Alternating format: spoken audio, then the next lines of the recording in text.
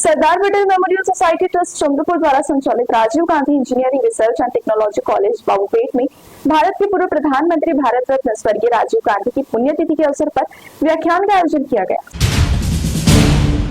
सरदार Patel memorial society trust Chandrapur द्वारा संचालित Rajiv Gandhi engineering research and technology college Babupet में भारत के पूर्व प्रधानमंत्री भारत रत्न स्वर्गीय राजीव गांधी की पुण्यतिथि के अवसर पर प्रेरणादायी व्याख्यान का आयोजन किया गया। इस अवसर पर महाराष्ट्र राज्य के सेवानिवृत्त पुलिस महानिदेशक डॉक्टर भूषण कुमार उपाध्याय ने विद्यार्थियों को भावनात्मक प्रज्ञा, भारतीय संस्कृति, आत्मचिंतन, सकारात्मक जीवन मूल्यों तथा व्यक्तित्व विकास विषयों पर मार्गदर्शन दिया। उन्होंने कहा कि केवल बौद्धिक प्रगति पर्याप्त नहीं है, बल्कि भावनात्मक रूप से सक्षम और संवेदनशील समाज का निर्माण समय की आवश्यकता है। डॉक्टर उपाध्याय के प्रेरणादायी विचारों से उपस्थित विद्यार्थी, प्राध्यापक, कर्मचारी एवं गणमान्य नागरिक प्रभावित हुए। कार्यक्रम की अध्यक्षता संस्था के अध्यक्ष विनोद दत्तात्रेय ने की। इस अवसर पर सेवानिवृत्त डीवाईएसपी चंद्रकांत उदगीकर, संस्था के कोषाध्यक्ष निनाद कदम्बार, प्राचार्य अनिल चितारे, सामाजिक कार्यकर्ता वीडी मेश्राम समेत जिले के अनेक गणमान्य नागरिक, शिक्षक, शिक्षकेतर कर्मचारी एवं बड़ी संख्या में विद्यार्थी उपस्थित थे।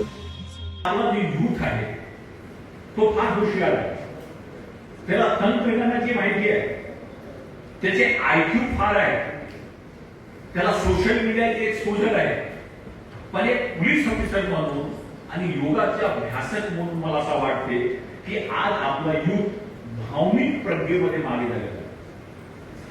भावनिक प्रज्ञा जो आहे, इमोशनल इंटेलिजन्स जो आहे, हा जर माणसाकडे नसेल तर माणूस कितीही तेज असेल, माणूस कितीही इंटेलिजन्स असेल, माणूस किती अभ्यास केला असेल, तो आपल्या जीवनामध्ये सफल होऊ शकत नाही। हे सगळेतून एक नवीन जो सायन्स तयार केला तो न्यूरोसायन्स आहे। न्यूरोसायन्स जो आहे आपला मेंदूचा अभ्यास करतो, आपला नर्वस सिस्टमचा अभ्यास करतो, आपला तणावाचा अभ्यास करतो, मनामध्ये अवसाद काय येतात याचा अभ्यास करतो, माणूस मनामध्ये खुश का होतो याचे अवसाद येथे तयार करतो।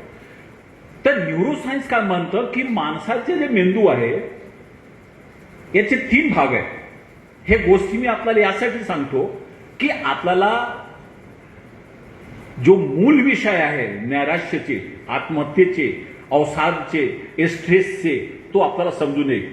कारण की विज्ञानाच्या भाषेमध्ये आपण जर समजलं तर आपल्याला जास्त पडतं।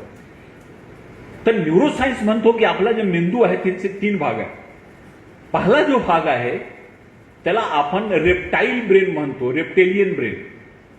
रेप्टेलियन ब्रेन म्हणजे सर्वायवल ब्रेन, जेवण करणं, खाणं, मूलबाळ पैदा करणं।